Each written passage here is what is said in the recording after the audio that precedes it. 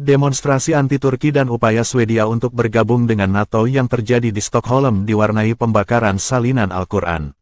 Demonstrasi anti-Turki dan upaya Swedia untuk bergabung dengan NATO yang terjadi di Stockholm diwarnai pembakaran salinan Al-Quran. Aksi tersebut meningkatkan ketegangan Swedia dengan Turki yang membutuhkan dukungan Ankara untuk masuk ke aliansi militer. Kami mengutuk sekeras mungkin serangan keji terhadap kitab suci kami.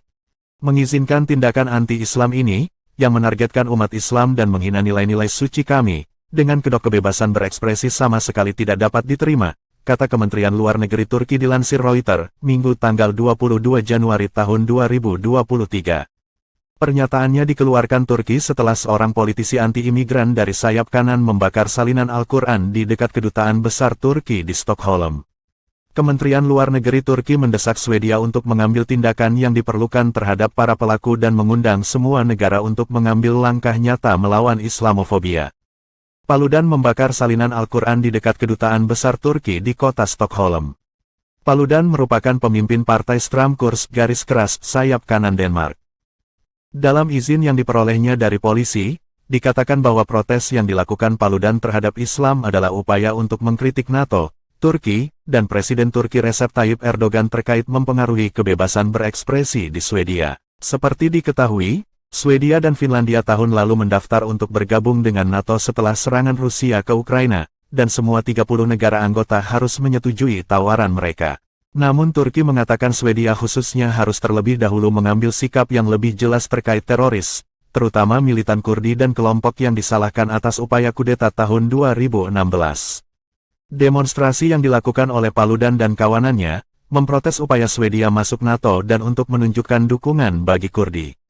Para demonstran membawa spanduk merah besar bertuliskan, "Kita semua PKK", mengacu pada Partai Pekerja Kurdistan yang dilarang di Turki, Swedia, dan Amerika Serikat AS. Paludan, yang juga berkewarganegaraan Swedia, juga pernah menggelar sejumlah demonstrasi di masa lalu di mana dia membakar salinan kitab suci Muslim tersebut. Aksi tersebut langsung meningkatkan ketegangan Swedia dengan Turki, dan membuat geram beberapa negara lainnya. Sebelumnya Rasmus Paludan, yang memimpin partai garis keras anti-imigrasi Denmark, akan melakukan perjalanan ke Malmö untuk berpidato Jumat. Namun hal itu dibatalkan otoritas setempat. Pasalnya, ia telah dilarang memasuki Swedia selama 2 tahun. Ia kemudian ditangkap di dekat Malmö. "Kami menduga dia akan melanggar hukum di Swedia," kata Carl-Persson, juru bicara polisi di Malmö kepada AFP. Ada juga risiko bahwa perilakunya akan menjadi ancaman bagi masyarakat. Paludan sebelumnya mengepost status bernada sinis merujuk imigran Arab di Facebook.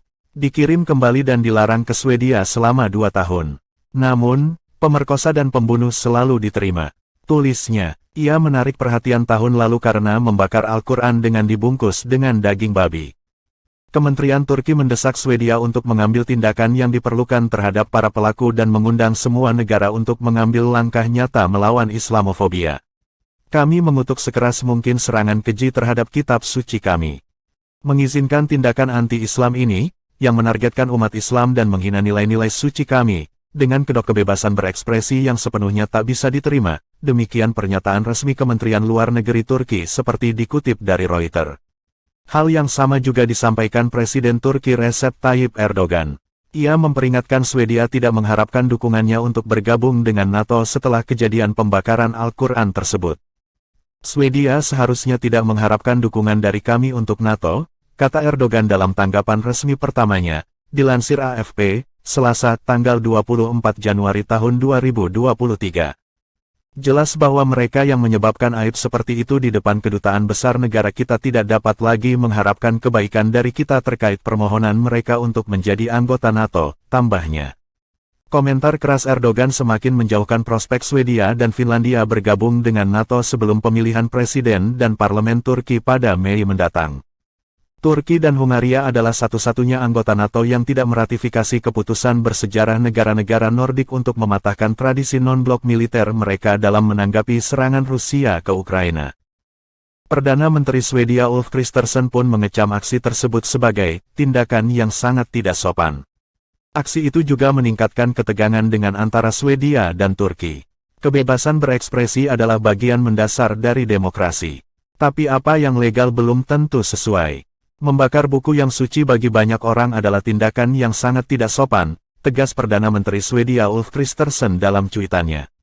Dia pun bersimpati dan meminta maaf kepada umat muslim di seluruh dunia.